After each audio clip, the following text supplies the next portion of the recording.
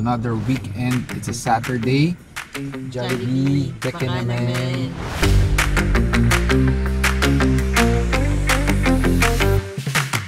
Right, so we're here na sa city of San Pedro, Laguna.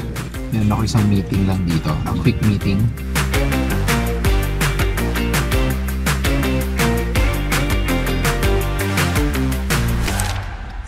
Alright, so it's another weekend. It's a Saturday. What we have here is a 2025 Toyota Land Cruiser LC300 ZX. So right now, nasa Skyway tayo. We're on our way to San Pedro, Laguna. So medyo mag-road trip lang tayo ng konti and tingnan natin baka may masarap na makakainan doon at meron tayong pwedeng puntahan. So ngayon, this LC300 or ever since ang mga Land Cruisers since the start of time from 80 series, 90, 100, 150, 200, lahat ito or even up to now, the LC300 nabansagan itong the king of luxury Japanese SUV or yung iba naman sinasabi nila the king of Japanese off-road vehicles. Well, which is true, kasi unang-una ang mga Land Cruisers ginagamit ito sa mga sa desert. We use it for off-roading, and ngayon with the current variant or the current design of the LC300, hindi na to masyadong inclined to being an off-roader. It's more inclined of a luxury Japanese SUV for if you pull out of the garage or you pull up the office or the hotel drop-off area, talagang very luxurious siya. Actually, kung tutuusin, if you see ditong front cockpit niya, this is a 2025 model, pero kung titingnan nyo itong head unit, the layout and everything, it looks like the previous Toyota, not the Toyota, but the previous Lexus LX 570. Kasi ngayon, Lexus LX 600 So this, quite similar to the LX 570. Kaya very luxurious ang feel, very modern, touchscreen, everything. It has a digital gauge. So, na siya, medyo far off na siya from the previous generation of the LC200.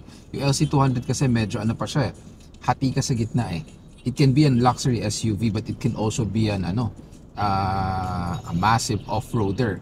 Which personally, talagang masasabi ko, yung tibay, durability, and the capability of the LC or the Land Cruiser, talagang, for me personally, I cannot compare it to anything else or any other models. The LC200, I personally owned it, so alam ko yung capabilities niya. And coming from the LC200 to this LC300, napakalaki ng difference or the upgrade. Technically siya, all new talaga. Kasi ang mga Land Cruisers normally from let's say a series na LC200, magkakaroon ng different alterations yan or magkakaroon ng different facelifts. So this one is totally a different one. Napaka-comfortable niya. Something that I noticed on this LC300 coming from the LC200, medyo for me, medyo naging cramp up siya ng konti. Kasi medyo naging compact siya Actually, kung titingnan mo yung exterior, medyo naging mas slim siya Nawala yung bulkiness niya as compared to the LC200. So technically, yung interior niya medyo sumikip lang ng konti. Just a little bit. Especially the back seat, Yung second row niya, medyo sumikip siya. That's on my personal experience. But other than that, I think it still retained the original DNA of the Land Cruiser. So considering this LC300 is a diesel variant, one thing that I noticed comparing to the previous generation of the Land Cruiser, tahimik siya despite being a diesel. So mas refined na yung feel niya.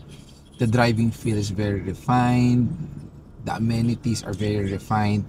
But still you can feel na it's a very capable SUV or an off-road SUV. Come to think, makikita nyo andyan pa rin yung mga off-road features niya, high, low 4, everything is still there. But pack in a more luxurious package. So right now we're about to exit Skyway. We're gonna enter the South Luzon Expressway.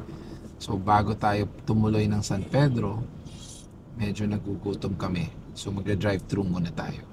Drive-thru tayo dito sa Shell. Anong gusto nyo? Jollibee? Para bida ang saya. Lagi na tayong umu-order sa Jollibee. Tapos pag nakikita ko ni Jollibee, lagi siyang lumalabas si mascot. Yung huli nag-trending, si Jollibee, yung hinuli ko. Jollibee, baka naman. Libreng pa-party sa birthday ko. You know. Thank you. Thank you po. Ingat po. Okay. Meron po kaming mga fries. We have chicken nuggets, Jolly hotdog, burgers. So, okay na. Tama na po sa endorsement kay Jollibee. Alright, so we're here na sa city of San Pedro, Laguna. Mabilis lang yung biyahe actually. It's just that nag-stop over kami sa gas station kasi nga hindi pa kami nagda-lunch kanina. So that was about 3:30 PM na. So super late lunch. So bago tayo mamasyal at bago tayo humanap ng kakainang masarap dito sa San Pedro, Laguna, I just have to drop by first. Meron ako isang meeting lang dito, a quick meeting before we bago tayo mamasyal. So far I love driving this LC300 kasi before yung LC200, the 100, it was really bulky. So it was really meant to be driven by a chauffeur or a driver. Then you enjoy the backseat. But for this LC300, on a personal note, and on my opinion, this is more of a self-driven car or a self-driven SUV. Don't get me wrong, pwede pa rin tong maging kasi nga it's a luxury SUV. So you will arrive in style talaga when you're using this. But on weekends, pag wala kayong mga driver, this SUV can really be used or can be self-driven kasi may enjoy mo siya. Alright, so we're here. We're done with my meeting. So we're here now dito sa, it's actually an events place pero balita ko meron silang resto dito. Micro Chapel. This is actually Archie's.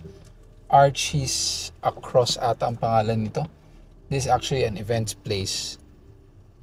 So may event dito pero dito tayo sa kainan.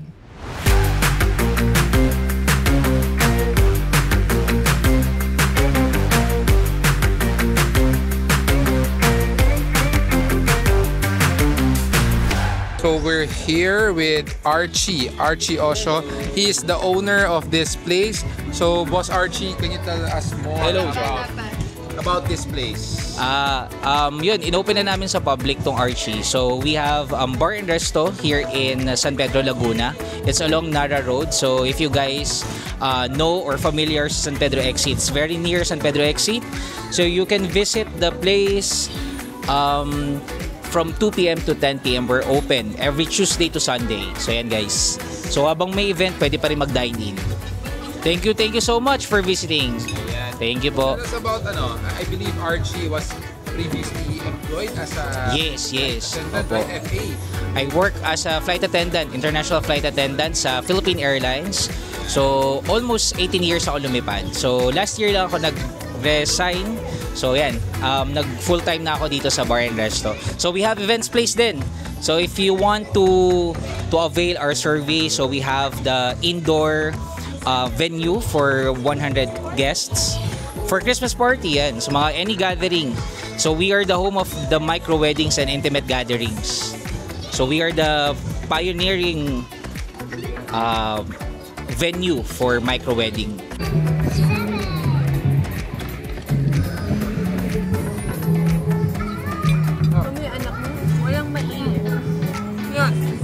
Sarap yung aglio olio niya.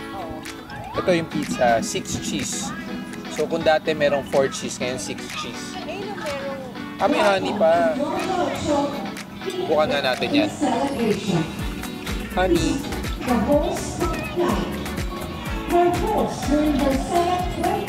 Ate, meron siyang honey.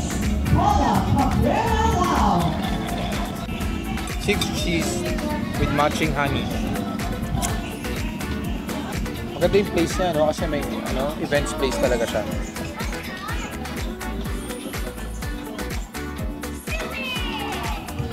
Not bad.